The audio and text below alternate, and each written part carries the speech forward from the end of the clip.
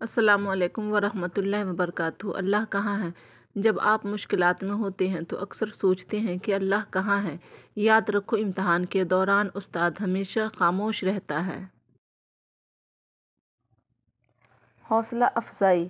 اگر آپ کو کہیں حوصلہ افزائی کرنے کا موقع ملے تو اعلیٰ ظرفی کا مظاہرہ کرتے ہوئے ضرور کیجیے گا، کیونکہ آپ کے بولے ہوئے دو اچھے بول کسی کے عزم و ہمت میں نئے سرے سے جان بھر سکتے ہیں۔ اختلاف ڈٹ کر کریں لیکن منافقت کبھی نہ کریں۔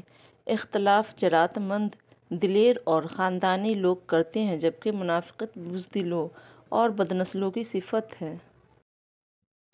شعور کا پہلا درجہ خاموش رہنے کی عادت، دوسرا درجہ بدتمیزی کا جواب نہ دینا اور تیسرا درجہ بد اخلاقی کا جواب اخلاق سے دینا ہے۔ جتنی ذمہ داری سے لوگ الٹی جوتی کو سیدھا کرتے ہیں، اگر خود کو سیدھا کر لے تو دنیا جنت بن جائے گی۔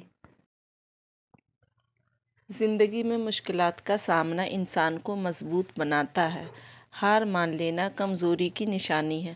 ہمیشہ کوشش جاری رکھیں، کیونکہ کامیابی ان لوگوں کا مقدر بنتی ہے جو شکست سے سیکھ کر آگے بڑھتے ہیں۔ ہر رات کے بعد ایک نیا دن طلوع ہوتا ہے، امید کبھی نہ چھوڑیں۔ لالچ پر رشتوں کی بنیادیں نہیں رکھنی چاہیے۔ وہ شخص کبھی بھی خالص ہو کر آپ سے محبت نہیں کر سکتا جس نے رشتوں میں باقاعدہ ڈیل کی ہوتی ہے۔ وقت ایسا چل رہا ہے جہاں تمام اچھی باتیں، ہمدردیاں، سچی محبتیں سوشل میڈیا پر موجود ہیں، ہمارے کردار میں نہیں۔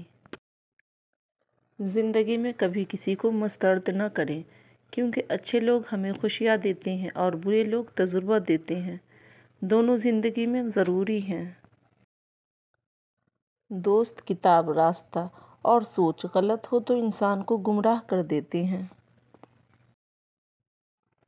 رشتوں میں سب سے بہترین رشتہ مخلصی کا رشتہ ہے، یعنی ذاتی مفاد سے ہٹ کر صرف اور صرف اپنائیت کا احساس ہونا۔ اور زندگی آپ کو بہت کم ایسے لوگوں سے ملاتی ہے جو بغیر کسی مفاد اور لالچ کے آپ کے ساتھ جڑے ہوں۔ رشتے نبھانے کے لیے آپ کو تھوڑا سا گونگا، تھوڑا سا بہرا اور بہت سارا بے وقوف ہونا ضروری ہے۔ محبت کا اظہار شاید ہی کسی کو یاد رہتا ہو، لیکن محبت کا رویہ ہمیشہ یاد رکھے جانے والی چیز ہے۔ سننے والا سن کر، دیکھنے والا دیکھ کر اور سہنے والا سہ کر جب خاموش ہو جائے تو سمجھ لینا کہ اب اس کا معاملہ اللہ کی عدالت میں پہنچ گیا ہے۔ اچھے لفظ تخلیق کرنے کے ساتھ اچھے رویے بھی تخلیق کرنے چاہیے۔ لفظ کتابوں میں زندہ رہتے ہیں اور رویے دلوں میں زندہ رہتے ہیں۔